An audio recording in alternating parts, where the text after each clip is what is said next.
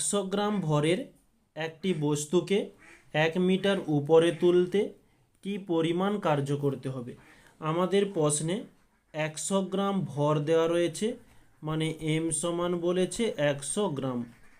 Next বলছে 1 metre উপরে তুলতে, এটা তাহলে সরণ হয়ে যাচ্ছে ডি সমান 1 মিটার। কতটা কার্য করতে হবে, ডাব্লু সমান জিজ্ঞাসা চিহ্ন। তো এককগুলো সেম করতে হবে। এই গ্রাম থেকে আগে কেজিতে নিয়ে যেতে হবে, কেজি থেকে নিউটনে নিয়ে যাব। ওকে, কেজি তারপরে যাবে নিউটন। তো এখানে এই গ্রাম থেকে কেজিতে নিয়ে যাওয়ার জন্য আমরা এই 100কে 1000 দিয়ে ভাগ করব।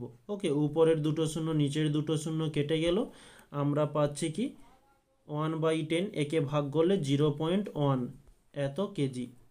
এবারে এই 0.1কে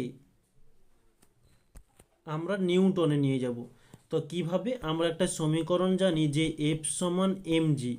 তো এখানে এম এর কাছে 0.1 ইন্টু জি এর মান হয়ে থাকে কত, এটা তোমরা প্রায় সবাই জানো যে 9.8। এটা হচ্ছে সব সময়ের জন্য হয়ে থাকে, ওটা আমরা ধরেই করব। তো 9.8 এত নিউটন। এটা ক্যালকুলেশন করতে পারো বা এখানে রাখতে পারো, কোনো সমস্যা নেই। এবারে আমরা যে সমীকরণটিতে মান বসাবো, যে ডাব্লু সমান এফ ডি কস থিটা। এখানে এই কস থিটাটা কি, এখানে যেহেতু কোনো বস্তুকে উপর দিকে তোলা হচ্ছে, এর কোনো ডিগ্রি নেই, তো এই থিটা সমান বলতে পারি 0 ডিগ্রি।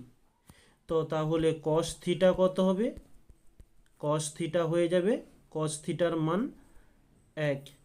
তাহলে এফ এর মান কত বেরিয়েছে, 0.1 ইন্টু 9.8 ইন্টু ডি এর মান কত, এই যে 1 মিটার। তাহলে এখানে 1 ইন্টু কস থিটা এর মান কত, 1 বেরিয়েছে।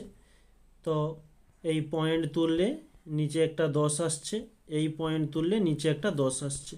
তাহলে আমরা পাচ্ছি 98, যেহেতু নিচে দুটো শূন্য আছে, উল্টো দিক থেকে দুটো সংখ্যার পরে দশমিক দিয়ে দিলাম। ওকে, এত জুল। এটি হচ্ছে আমাদের অ্যান্সার।